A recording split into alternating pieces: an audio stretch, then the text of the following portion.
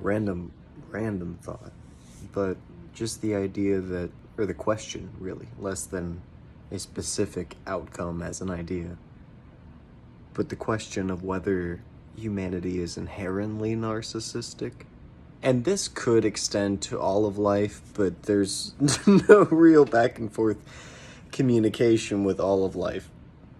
And so we're kind of left at a standstill there. So moving on to humanity, we do seem to have an inherent attraction to things that we recognize to be closest to ourselves. And we, even within many religions, Christianity specifically in this case, elevate ourselves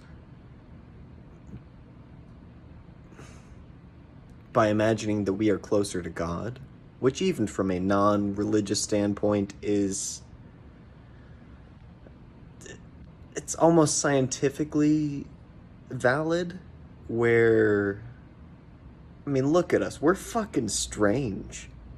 I'm leaning up against a couch right now. Has any other thing on this earth come anywhere close to creating a couch? I mean, I know ants make some amazing, well thought out ant hills, and you know, there's incredible structures throughout all of nature. I've witnessed a baby spider, pearlescent, borderline microscopic fucking spider build a web like straight out of the egg, which is nuts. So there's all that. You know, we're not that incredible, but in certain ways we are incredible beyond the rest of nature, in ways that only we can truly ponder, not observe. I'm sure everything observes how fucking strange we are, but ponder. And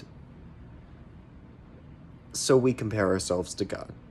And then we therefore have this, you know, sometimes maybe unspoken attachment to things that are closer to us, being closer to God. Like, you know, obviously dogs and cats and domestic animals we have this bond with them, especially dogs and cats specifically, that we are like, I look into this thing's eyes and I can feel what it's feeling. I know this thing has emotions and memories and all of these characteristics that we typically associate as human.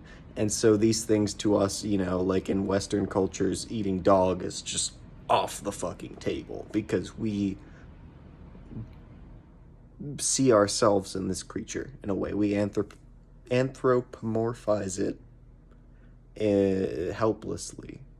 We look at a dog and we see the emotion that it's feeling, and we really, there's an empathetic thing there. And that, to me, that exists to some extent with all of nature.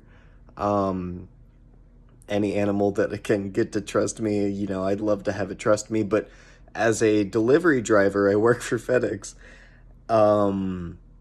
You know when an animal doesn't trust you, especially when it's aggressive about that fact.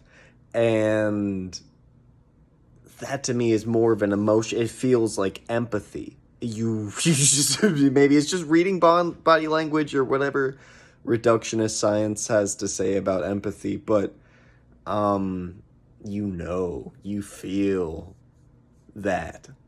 And vice versa. It's always pleasant to encounter the dogs and cats that people have outdoors in the country routes that I deliver to that are immediately receptive and acknowledging and understanding of kindness and mutual trust and just love. These are higher animals in a way, and it's heartbreaking because this means they really can't function in nature, harsh as nature is. But that is further evidence that they've perhaps elevated themselves by proxy to this out of nature state that we're in, where we can ponder how harsh nature is rather than just have to worry about it. You know, it's fascinating, but it begs the question: are we overly biased towards this? Like, pescatarians are weird to me. Like, they look at fish and they're like, that thing they don't. This is a vast overgeneralization, but they're like, that thing doesn't feel the same way as my dog. That's different. That's totally, it's a fish. Um, but I know a girl whose strongest I mean, she is heartbroken about the death of her fish to this day because she had such a bond with a creature. And I've had this with insects in small moments, nothing like my cats, but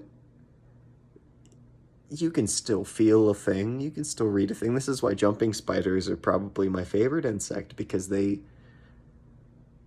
read so much. They you can really kind of sense what's going on with them in a way that makes them kind of lovable. When you stick out your finger and they're like, "Oh shit, that thing could crush me," and they look at you and they look at the finger and they look at you and they look at the finger, and they decide to jump on you and walk around for a bit. And they to presume, this is maybe a completely separate, potentially narcissistic element of us, but to presume that this fucking thing doesn't know what's going on, that it's not having very active thoughts within its existence about, holy shit, that thing is massive and that's clearly a being, and my god, that finger alone is hundreds of times larger than me, and holy shit. But it seems nice, to presume that that's not happening at all on any level is very presumptuous of us. And I do feel like we overall,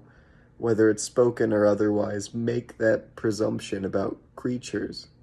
Like we are not a creature. Like we're some different thing. Which again, we are. Very strange. Couch. Decoration. Animals sometimes use the decoration, but it seems to be mostly helpless.